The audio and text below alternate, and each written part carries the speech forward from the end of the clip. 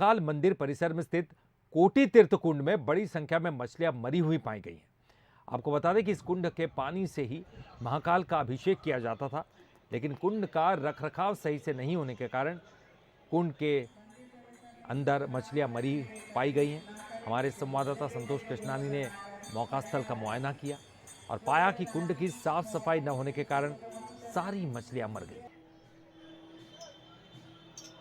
हनुमान जी के द्वारा स्थापित बाबा महाकालेश्वर के दरबार के परिसर में कोटि तीर्थ की स्थापना की थी। उसी के बाद से लगातार बाबा महाकाल का इस पवित्र जल से ही जलाभिषेक किया जाता है। लेकिन कहीं ना कहीं जिला प्रशासन और महाकाल प्रबंध समिति की इतनी बड़ी लापरवाही सामने आई कि जो पवित्र जल है वो इतना दूषित हो चुका है कि इसमें कई सारी जो मछलियां हैं जो जीवन यापन जल में रहकर ही करती है, आज उनका जो जीवन लीला है वो पूरी तरह समाप्त हो चुकी है। कहीं ना कहीं बाबा महाकाल के काल में समा गई हैं, क्योंकि जिस प्रकार मछलियों का जीवन दान रहता है कि जल में ही रहकर अपना जीवन व्यापन करती हैं, लेकिन दूषित जल होने के कारण कई सारी मछलियां यहाँ पर मरी हुई रखी हुई हैं। और सुबह से ही महाकाल प्रबंध समिति के जो कर्मचारी हैं, इसमें से जो जितनी भी मछलियां मरी हुई थी उसको बाहर निकालने का काम जारी है। लेकिन कहीं ना कहीं जिस प्रकार महाकाल प्रबंध समिति में लाखों रुपए बजट आता है इस जल को शुद्ध करने के लिए, इस ओर किसी बड़े अधिकारी न ही यहाँ के प्रबंध समिति का कोई ध्यान आकर्षित है। और इस पवित्र जल से ही बाबा महाकाल को रोजाना जलाभिषेक होता है।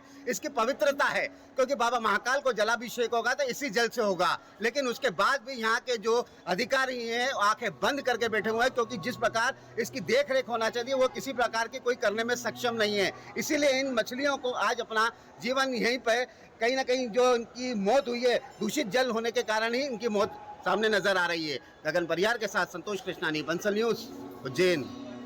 निश्चित अभी हाल मंदिर जब आया मैंने भी देखा यहाँ पर काफ़ी सारी ऐसी स्थिति बनी हुई है। ये हम लोग पता कराने की कोशिश करेंगे कि क्यों हुआ है। शायद पानी जब परिवर्तित होता है तो उसमें भी शायद मछलियों की मौत हो जाती है। जो भी कारण होगा निश्चित रूप में हम इस पर बात करेंगे।